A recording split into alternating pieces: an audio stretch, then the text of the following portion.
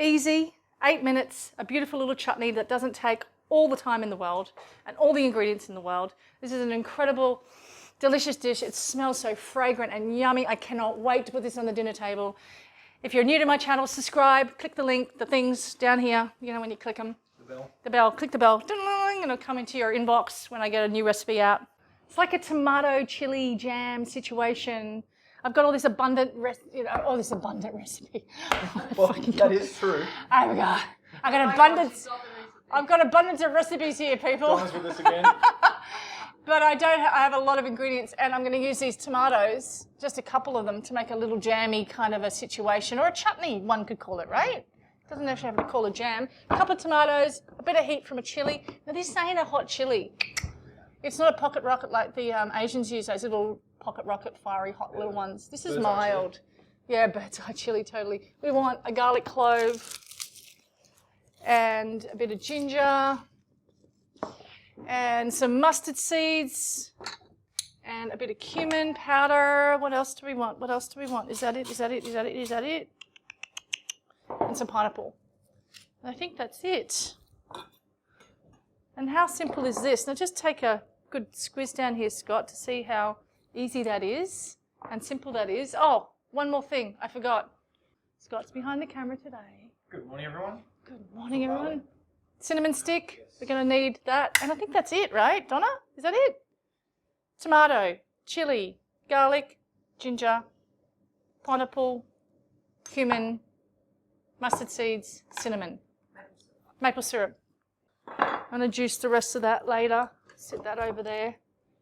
Okay, so you just want to take off the skins. Now, my mum taught me, she's so cute. Mum, if you're watching this, she always tells me to take out all those bits off the pineapple. So all these bits here, this is what does something to your tongue, doesn't it? Oh, it's raspy. It coats your tongue, like, yeah. So get rid of them. We don't want those in there. My mum, gosh, she's funny. She know what she loves to have? Mashed banana with beautiful tropical passion fruit, like the purple one. It brings her back to her childhood. It's so cute. She always talks about it. So you'll be having dinner at Mum's house, and she goes, "Does anybody want a mashed banana with some passion fruit?" Doesn't she?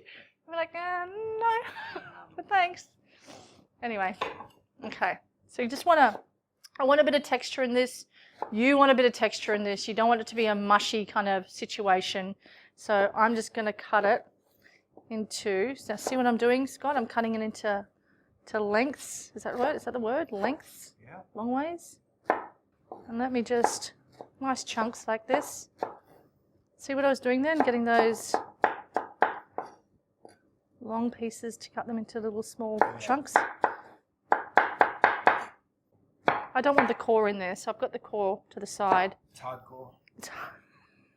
You knew that joke was coming. Come on. No, I actually didn't know that joke was coming. You did, because you... Sorry, Donna. Oh, it's hilarious. I just can't help myself. I know, right? Check it out, check it out, check it out. Just have a look what I'm doing. This is a great little condiment for a barbecue. This is a great little situation if you've got any fritters on hand, or if you're making some corn fritters. Have a look at one of my other YouTube isms, and you'll see a corn fritter situation of glory. Just nice little chunks, yeah? You want that little bit of texture. Now with the garlic, I'm just going to smash it. I'm not going to lift my blade up. My blade's going to go down. A lot of people do that, hey, and I've seen them cut themselves. It is. So you want your blade to be down and just give it a smash like that. Just going to run my knife through just quickly. I hope you're finding this easy, because I am making this. Got that cinnamon stick there. Easy, ready to go. I want to cut that chili up, and I want a bit of texture. I don't want it all kind of mincy, right? So I can see it. Now with the ginger, I'm not going to peel this. This is an organic ginger, okay? And I really I cannot express it enough with peeling vegetables. Sometimes I peel vegetables, sometimes I don't. You don't have to do it all the time. This is the thing, right? There's no rules around it. And when I'm teaching my Nourish retreat in Bali, people go, "Oh my gosh, I can't believe you didn't peel that. That's all we knew." It's like, no, don't peel it. I'm going to cut into slivers like this. I'm just running my knife through slowly through it. the scissors so you get like things isn't like that. And now I need a pot. Does this seem simple so far? Yep. Like, let me know if this does not seem simple so far. Comment below. Let me know how you're going. Question. Yes. Pineapple's not always available everywhere. Yes. Fresh. Yes. What is then? Think about it. Oranges? Peaches? That would be a little bit bitter. Peaches, yes. Plums, yes. Apricots, yes. Mango? Yes. Okay. Totally. You don't have to use pineapple. Or you can just forget the fruit altogether, fresh fruit, and put dried fruit in there. So like a dried apricot or a dried pear. Do you know what I mean? And that could create like almost a compote. We want a compote. A compot's like a stewed fruit with texture. We're doing the same thing with this. We want it savoury with a little bit of heat and these amazing fragrant spices on the end. Does that make sense? So see what I'm doing? Into the pot. Just putting it straight in. All that texture. With the cinnamon quill. I want a little bit of cumin just for flavour. I want these mustard seeds. Why? Because they create that pickling kind of textury, flavoury, balancy-ism in there. Kind of lovely. Over to the stove. I'm going to put a little bit of pepper in there. Stove's on. I've got my maple syrup on tap. Now notice how there's no liquid in here so far. Yeah? Yeah. Allow. We just don't know. We're just going to wait, but I don't think so. Because of pineapple and tomato. That's right. And Donna's nodding her head, so no liquid. It's a no. It's a no. It's a no from the team. All right? Lid on, high heat. Now, I'm not going to go away anywhere. I'm just going to hang out in the kitchen. What I want is the heat to grab the pan, to heat up the pan, to start to heat up the situation of glory that's in there, but I don't want it to burn because pineapple has a high sugar content, so it's going to burn. So I'm just going to stay with it, and I'm going to watch my stove, and I'm going to adjust if I think it's going to start to burn, but I want moisture to come out. So I'm with it. It's been like 30 seconds. I'm going to give it on high heat a good 3 minutes, and then I'm going to check it and give it a little bit of stir.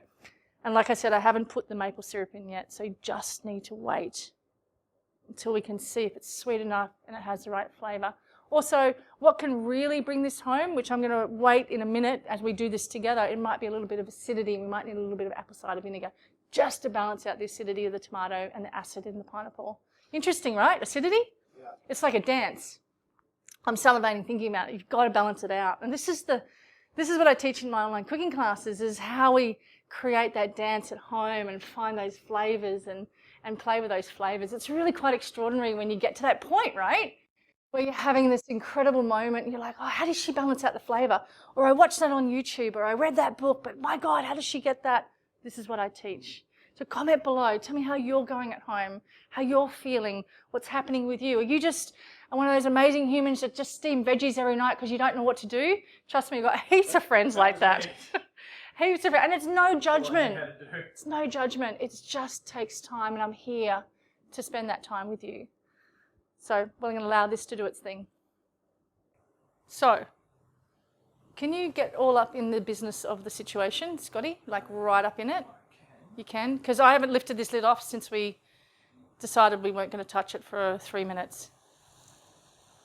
And it's doing its thing. It smells lovely. It does.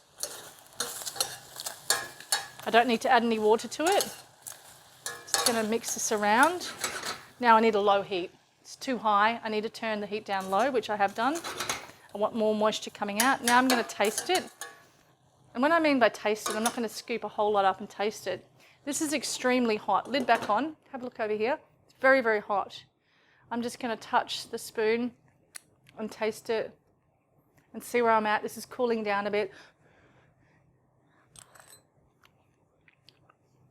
Okay, it needs maple syrup, definitely. See how the pineapple wasn't sweet enough? It's just not every pineapple is made equal.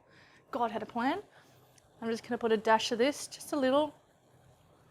If you don't have maple, would you use Coconut sugar, Right.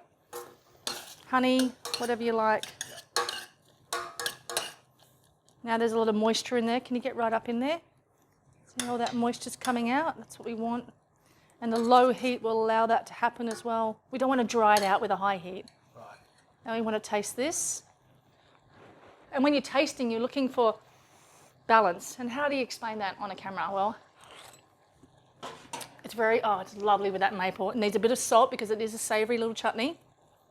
And it's got that heat of the chili. I can taste the ginger. The cinnamon's not coming through yet. It takes heat to bring the cinnamon through.